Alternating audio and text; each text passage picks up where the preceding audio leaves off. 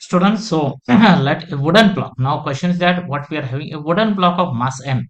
We are having this question based on the as these vibrations and the frequency. Here they are asking for a frequency. See, oscillation question, a numerical, state board, and also useful for NCRT and CT here.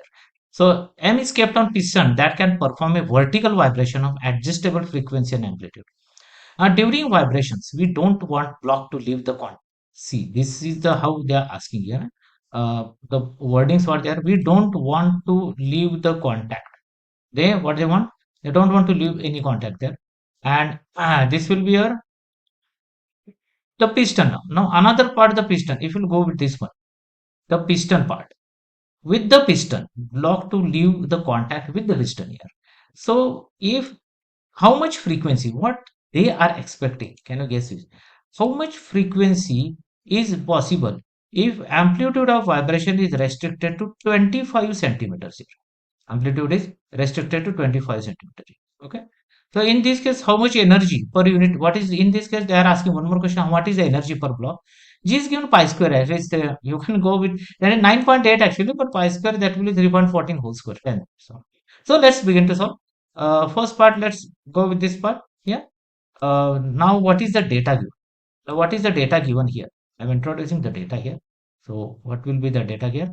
See, the part where data is A is given amplitude, that is what you are having.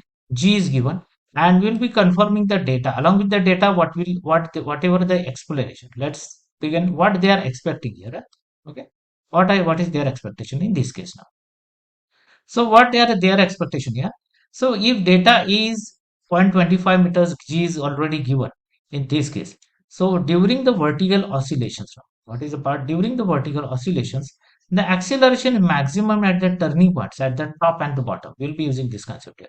The block will lose contact with the piston when apparent weight is zero at the top. At the top, apparent weight is zero, and acceleration apparent at the top it is going to zero, and when acceleration is g, that is downwards. This is what the conceptual analysis is there.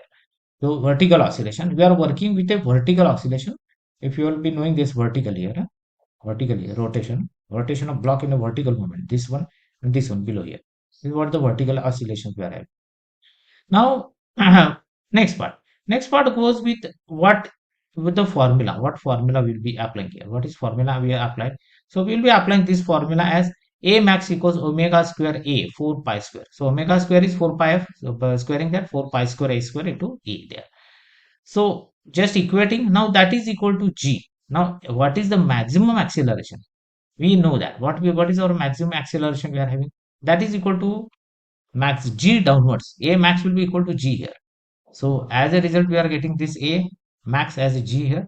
So we will equate a G gravitational acceleration for A maximum acceleration. So we are equating that to for a G here. After that, now what our next step? Just solving. Adjusted the formula here. G it is F square. So taking the radicals on both sides, G of pi square or upon 4A. That will be your adjustment then. And remember 4 pi F. Now in this case, 4 pi omega. Omega is 2 pi f. So on squaring, we are getting omega square as 4 pi square f square. This is what we are getting here. Now g upon pi square 4a. So g upon pi square will be 10 is already 10. This is already given in the question. For the comfortability, they may give 9.8 also. Remember, if the Indian decimals, you'll be getting using the log table to solve that. 1 upon 4 into 0.25. So that becomes 1 hertz. That is what the final conclusion. So final answer we are getting here 1 hertz now. Now one more question they are asking. What they are asking? I'll go with the origin part here.